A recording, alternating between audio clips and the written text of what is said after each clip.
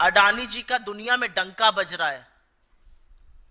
और किस तरह से डंका बज रहा है पहले उसकी बात कर लेते हैं, फिर जो कुछ आज शगुफे छोड़े गए हैं उस पर प्रकाश डाला जाएगा।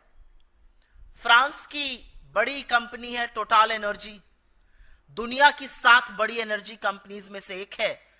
अडानी ग्रीन एनर्जी में 20% की हिस्सेदार है। उन्होंने निर्णय लिया है कि अब भविष्य में अडानी ग्रुप में कोई भी निवेश नहीं होगा। यह निर्णय भ्रष्टाचार, घूसखोरी, जालसाजी के जो आरोप लगे हैं अमेरिका में, उसके चलते किया गया है। ये उनकी प्रेस रिलीज में है कि हमारी 0 टॉलरेंस है भ्रष्टाचार को लेकर। तो टोटल एनर्जी ने आगे आइंदा निवेश ना करने की ठानी है। यह फ्रांस से कहानी आ रही है। एक अमेरिकी एजेंसी है जो अब रिव्यू कर रही है कि श्रीलंका का जो बंदरगाह, जो पोर्ट अडानी को मिला था, उसके लिए फाइनेंस रिलीज किया जाए या ना किया जाए।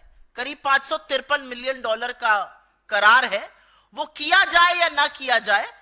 अमेरिकन एजेंसी ये रिव्यू कर रही है। श्रीलंका खुद अडानी पावर डील का रिव्यू कर रहा है और अलर्ट पर है।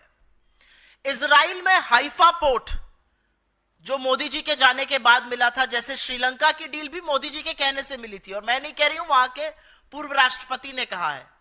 इजराइल मोदी जी जब गए थे, वहां से लौटे तो हाइफा का जो एयरपोर्ट, हाइफा के पोर्ट का करार मिला था, वहां पर श्रमिक जबरदस्त विरोध में उतरे हुए हैं अडानी के खिलाफ।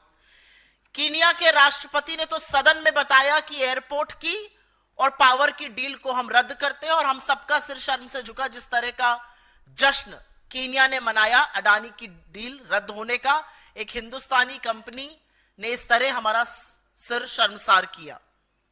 कीनिया में भी मोदी जी की कृपा से ही कॉन्ट्रैक्ट मिला था, यह बात वहां के पूर्व राष्ट्रपति ने बताई थी। बांग्लादेश की कोर्ट ने अडानी पावर डील के जांच के आदेश दिए हैं। ऑस्ट्रेलिया में पहले ही अडानी के खिलाफ जबरदस्त घोर विरोध और प्रदर्शन चल रहा है। स्विट्जरलैंड ने अडानी से रिलेटेड, उनसे संलग्न करीब 2617 करोड़ रुपए फ्रीज कर दिए हैं जालसाजी और हेराफेरी के आरोपों के बीच में। अमेरिका में तो डंका ऐसा बज रहा है कि वारंट इशू हुए हैं।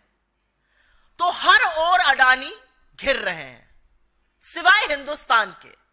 हिंदुस्तान में वो सेफ रहेंगे क्योंकि यहां पर नरेंद्र मोदी जी के रहते हुए उनका कोई बाल से बाका नहीं कर सकता है।